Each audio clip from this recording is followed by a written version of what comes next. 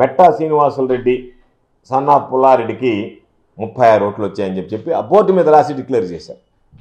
ఆ తర్వాత ఈ సెగ్మెంట్ పోయిందని తెలిసి కోవూరు నియోజకవర్గం పోలీసు అందరినీ, సిఐని, ఎస్ఐని అందరినీ వెంట పెట్టుకొని పోయి అక్కడ ఉన్నటువంటి నాయకులు వెళ్ళి వాళ్ళని లాగేసి అధికారులు మీరు ఎట్లా సీక్రెట్ ఓటు పెడతారని చెప్పి చేతులు ఎత్తాల్సిందే అని చెప్పి చేతులు వాళ్ళు ఎత్తకముందే వీళ్ళే తెలుగుదేశం పార్టీకి సంబంధించినటువంటి వ్యక్తులే ఆ శ్రీనివాసరెడ్డికి గెలిచినట్టుగా డిక్లేర్ చేసేశారు. ఎన్నికల అధికారి తెలుగుదేశం పార్టీ వాళ్ళు చెప్పినట్టుగా ఆయన గెలిచినట్టుగా ప్రకటించాడు. ఎవడన్నా మాట్లాడితే అక్కడ ఉన్నటువంటి సిఐ, కోవూరు సిఐ పక్కన చేరి సిఐలు, ఎస్ఐలు మాట్లాడినట్టుగా అడ్డుకున్నారు. అంటే ఈ ఎన్నికలు మీరు ఎందుకు జరిపినట్టు? మీరు నేరుగా నామినేట్ చేసుకుని ఉంటే పోయిండేది. మేము ప్రజాస్వామ్యబద్ధంగా ఎన్నికలు జరుపుతున్నామని చెప్పి ఇంత నియంత్రణత్వంగా, ఇంత బెదిరింపు ధోరణిలో ఎన్నికలు జరిపితే దీనిని ఏమనుకుంటారనేటువంటిది ఒకసారి ఆలోచన చేయాల్సినటువంటి పరిస్థితి. అదేవిధంగా సర్వేపల్లి నియోజకవర్గానికి సంబంధించి వెంకటాచలం మండలంలో కస్మూరు గ్రామంలో నామినేషన్ వేయడానికి అక్కడికి వస్తే సిఐ వెళ్ళి ఆ పేరుతో సహా ఈ పేరున్నటువంటి వ్యక్తి ఎవరో అని అడిగి, నేను సార్ అంటే జీపిక్ ఏమి అంటే నీ మీద కేసులు ఉన్నాయి, నీ మీద ఫిర్యాదులు ఉన్నాయని చెప్పి ఎవడైతే నామినేషన్ వేయడానికి సిద్ధపడి అక్కడికి వస్తాడో, మేము పార్టీకి సంబంధించినటువంటి బహిష్కరించాం కాబట్టి మేము ఎక్కడ జోక్యం చేసుకోలేదు, ఏ అధికారి కూడా ఫోన్ చేసి ఏమయ్యా మీరు ఎందుకు చేశారని అడగలేదు. కానీ ఎవడన్నా ఒక రైతు అనేటువంటి వాడు అక్కడికి వెళ్ళి నేను పోటీ చేస్తానంటే పార్టీలకు అతీతంగా, ఇది పార్టీలకు అతీతంగా జరిగేటువంటి ఎన్నికలు. అందుకని వైఎస్ఆర్ కాంగ్రెస్ పార్టీ బహిష్కరించిన తర్వాత ఇటు అధికారులతో మాట్లాడలేదు, ఇటు పోలీసులతో మాట్లాడలేదు. కానీ ఎవరన్నా రైతు అనేటువంటి వాడు వెళ్ళి మేము పోటీ చేస్తాను అని అంటే వాడిని జీబీకి బలవంతంగా తీసుకెళ్ళి కొన్ని దగ్గరలో అయితే కందలపాడు గ్రామంలో నవ్వు వచ్చింది నాకు. కూర్చోబెట్టారంట, నామినేషన్ కోసం వచ్చామంటే కూర్చోమన్నారంట. కూర్చున్న తర్వాత 11 గంటలకు సీఏ వచ్చాయంట. ఏమి ఏడు కూర్చున్నారని, నామినేషన్ వేయడానికి వచ్చి ఇంకేమో నామినేషన్ టైం అయిపోయింది పండి అని చెప్పి వాళ్ళని బయటికి తరిమేశాడు. అంటే ఎంత విడ్డూరమైనటువంటి పనులు. చివరికి సరే ఇవన్నీ జరిగాయి. బోగోలుకు సంబంధించి ఆ మండల కన్వీనర్గా ఉన్నాడు రఘు అని చెప్పి అతను కోర్టుకు వెళ్ళాడు. ఎన్నికలు మనం బహిష్కరించక ముందే ఎన్నికలకు సంబంధించినటువంటివి ఇవి సరిగ్గా జరగలేదు, సీక్రెట్ బ్యాలెట్ ప్రకారం ఓట్లు జరగాల, కాబట్టి పద్ధతిగా ఓట్లు జరిపించండి అంటే కోర్టు ఇచ్చినటువంటి డైరెక్షన్ ప్రకారం మీరు ఒకవేళ వాళ్ళు చేతులు ఎత్తడానికి ఒప్పుకుంటే చేతులు ఎత్తండి, లేదంటే సీక్రెట్ బ్యాలెట్ ఉంటే సీక్రెట్ బ్యాలెట్ ప్రకారం ఓటు నిర్వహించండి అని డైరెక్షన్ ఇచ్చింది కోర్టు. ఇది 12వ తేదీ సాయంత్రము ఆర్డర్ తెచ్చుకుంటే వాళ్ళు 13వ తేదీ వాళ్ళని తీసుకొని వెళ్ళి మీరు డబ్బులు పంచుతున్నారు ఓటర్లకి అని చెప్పి ఇంట్లో నిద్రపోతున్నటువంటి వాళ్ళని ఎక్కించుకొని పాపం ఆ పోటీ చేసేటువంటి అభ్యర్థి ఎవరైతే ఉన్నాడో కొండయ్యానని, అయ్యా మేము పార్టీ బహిష్కరించింది, మేము పోటీ చేయటం లేదు మొర్రో అన్నా కూడా లేదు మీరు కోర్టుకు పోయారు కాబట్టి మీరు డబ్బులు పంచుతున్నారని మాకు ఫిర్యాదు వచ్చిందని చెప్పి తీసుకెళ్ళి పోలీస్ స్టేషన్లో అర్ధరాత్రికి తీసుకెళ్ళి పోలీస్ స్టేషన్లో నిర్బంధించారు. అంటే ఎంత దారుణమైనటువంటి పరిస్థితులు. దీనికి పాపం చంద్రబాబు నాయుడు మాత్రం కూటమికి కూడా మినహాయింపు ఇవ్వలే.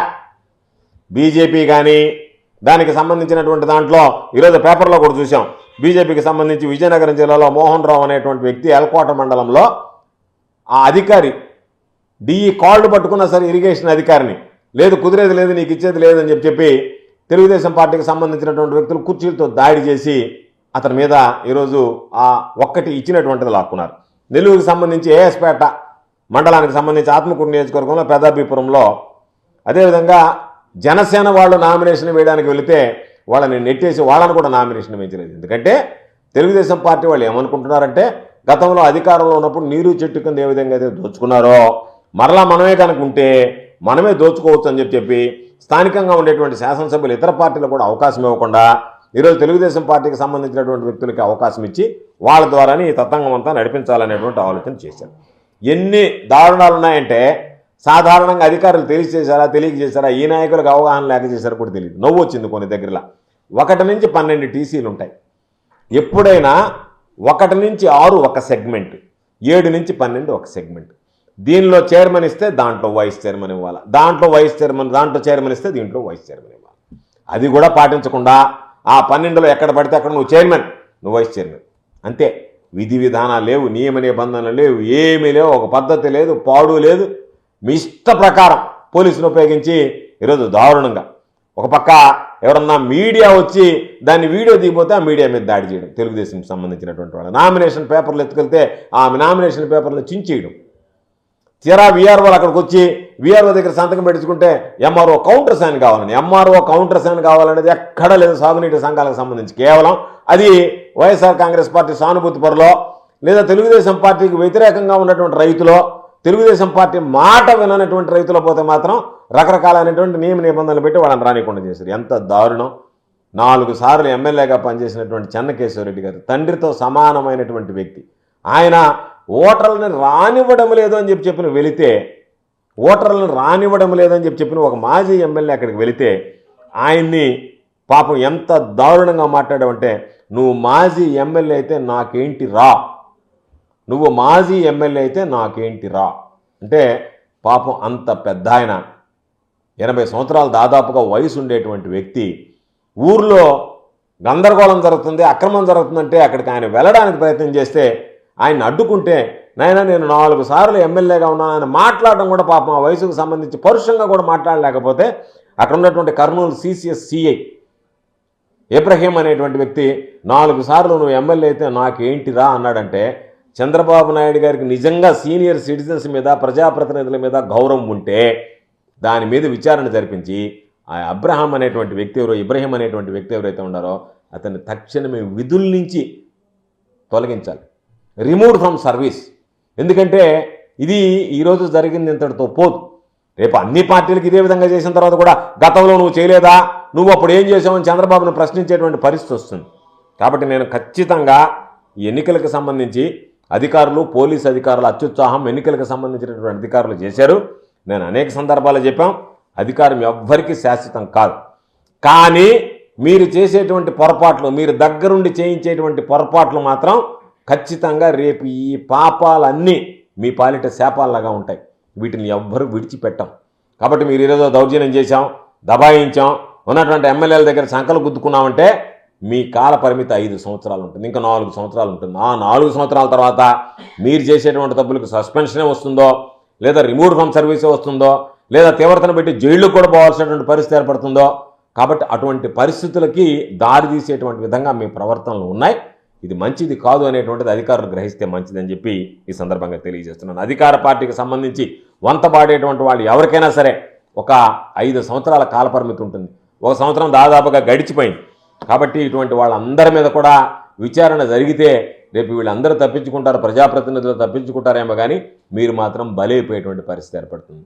కాబట్టి ఇప్పటికే ఎక్కడెక్కడైతే అన్యాయాలు జరిగాయో అన్నిటి మీద కూడా ఇప్పటికే ప్రజల పాపం రైతులు తీవ్రమైనటువంటి ఆందోళన వ్యక్తం చేస్తున్నారు. వాళ్ళ మీద జరిగినటువంటి దాడులు ఈరోజు ప్రజాస్వామ్యం మీద జరిగినటువంటి దాడిగానే భావించాలి.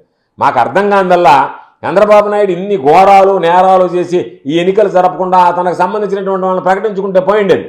కానీ ఒక బిల్డప్ ఇవ్వడానికి ప్రయత్నం చేశాడు. అంటే తెలుగుదేశం పార్టీ తిరుగులేనటువంటి శక్తిగా ఉంది రాష్ట్రంలో. కాబట్టి మేము అన్నిటిలో గెలిచామనేటువంటిది ఇది గెలుపు అని భావిస్తే ఇంతకన్నా దౌర్భాగ్యం ఇంకొకటి లేదు. ఇది చంద్రబాబు పరిపాలనలో ఒక చీకటి అధ్యాయంగా, ఒక రక్తపు మరకతో కూడుకున్నటువంటి దాడులు, దౌర్జన్యాలు, కొట్లాటలు, వాళ్ళ మీద హింసాత్మక సంఘటనలు ఇవన్నీ చోటు చేసుకునేటువంటి పరిస్థితికి సాగునీటి సంఘాలకు సంబంధించినటువంటి ఎన్నికలకు రావడం దౌర్భాగ్యం, దురదృష్టం. ఎప్పుడు ఎన్నడూ చూడనటువంటి పరిస్థితులు ఈరోజు చూసాం. ఎందుకంటే నీరు చెట్లో గతంలో మీకున్నటువంటి నాయకులు దోచుకున్నారు. మీరు మాన్యువల్ కింద మీరు రికార్డ్ చేసి యంత్రాలతో పనులు చేసి మాన్యువల్ బిల్ 5 రెట్లు అధికంగా తీసుకున్నారు. కోర్టుకు వెళ్ళారు. కోర్టుకు వెళ్ళి రకరకాలైనటువంటి విన్యాసాలని ప్రదర్శించి ఆ డబ్బులు వసూలు చేసుకున్నారు. దానివల్ల మరలా ఈరోజు అదేవిధంగా పనులు ఇస్తాడు. మనం దోచుకుందాం అనేటువంటి ఆలోచనతో కార్యకర్తలు, దోచి పెడదాం అనేటువంటి ఆలోచనతో చంద్రబాబు కొడుకు లోకేష్ అందరూ కలిసి చేసినటువంటి దుర్మార్గం అనేటువంటి సంఘటన. దీన్ని ఖండిస్తున్నాం. ఎందుకంటే బాధ ఎందుకు కలిగిందంటే మేము ఒకవేళ దాని నుంచి తొలిగాం, మేము దాని గురించి పట్టించుకోలేదు. ఎందుకంటే బహిష్కరించాం, మాకు తెలుసు కాబట్టి తొంతంత. అయినా రైతులు ఎవడన్నా ఉండి నాకు ఆయకట్టు ఉంది, నా ఆయకట్టుకు సంబంధించి నాకు శ్రద్ధ ఉంది, దానికి సంబంధించినటువంటి కాలువల విషయంలో కానీ రేపు నేను ప్రశ్నించడానికి నేను దీనికి ప్రాతినిధ్యం వహించాలని వెళ్ళినటువంటి వాళ్ళని మీ స్వార్థ ప్రయోజనాలతో ఓళ్లలో లేనటువంటి వాళ్ళని, ఎక్కడెక్కడో బయట ఉన్నటువంటి వాళ్ళని, ఇతర దేశాల్లో ఉన్నటువంటి వాళ్ళని ఓటర్లుగా చేర్చి మీ ఇష్ట ప్రకారం మీరు ఇది ఒక ప్రహసనంగా మార్చి రకరకాలుగా ఇబ్బందులు పెట్టారు.